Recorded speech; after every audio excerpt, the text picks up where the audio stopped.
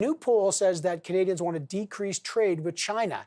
That's right, decrease. An exclusive new poll coming out right now from PowerPlay from Nanos Research reveals that Canadians are 4 times more likely to say we should decrease our trade with China instead of increasing it. Let's dig into the new poll numbers and what it means. All right, let's get to these new numbers. The founder of Nanos Research, Nik Nanos, joins us. Nik, I mean, these are pretty startling numbers about attitudes towards China. What did Canadians say when you asked the question, do you want to increase or decrease trade with China? What did that say? Well, this new exclusive poll for PowerPlay were really blockbuster numbers. When we asked Canadians about this, 45% want to see trade decrease, only 10% want to see it increase. That's a factor of 4 to 1 in terms of the Canada-China relationship. So what it speaks to is that there's not a lot of appetite. There's reticence, there's risk. People are worried about doing more business with China. And this is big news because China's the second largest economy in the world. And some individuals, some economists predict by 2028, it'll be the largest economy. So for Canada as a trading nation, this is really big news. Did it regionally have differences? Were some regions more reluctant to trade with China and some less reluctant, or was it pretty consistent? Oh, this was basically consistent across the board. One difference had to do with gender. Only 4% of women wanted to see trade with China increase, while 17% of men. But setting that aside, it doesn't matter whether you're young and old, whether you live East Coast, West Coast, central part of Canada, you have that view that increasing trade with China is just not politically on the table right now. What about party lines? Are some people who vote one way less inclined or more inclined? Or is it just pretty much a consensus issue right now?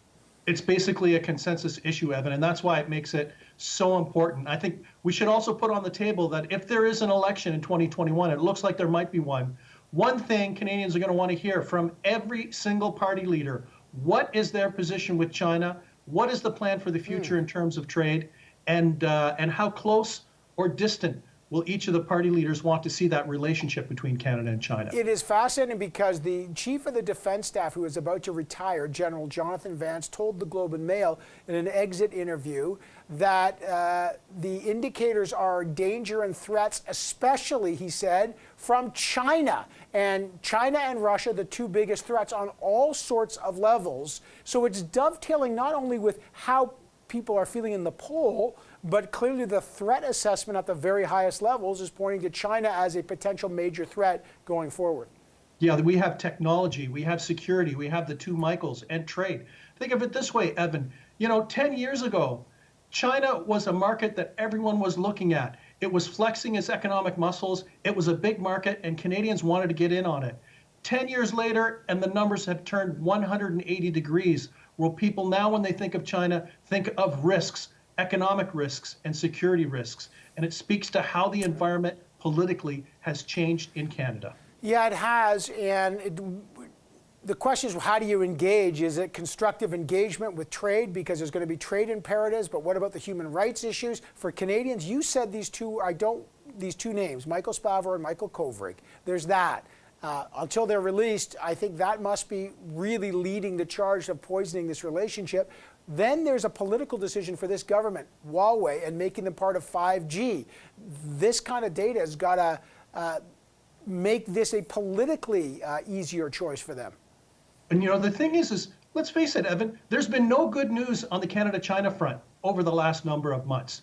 It's been about tension and conflict and things that cannot be resolved.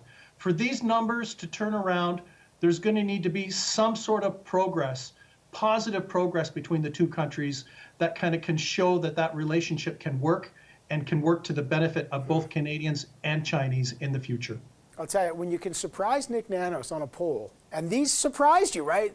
That's an issue. That means this relationship has dramatically turned from those trips that every prime minister would take.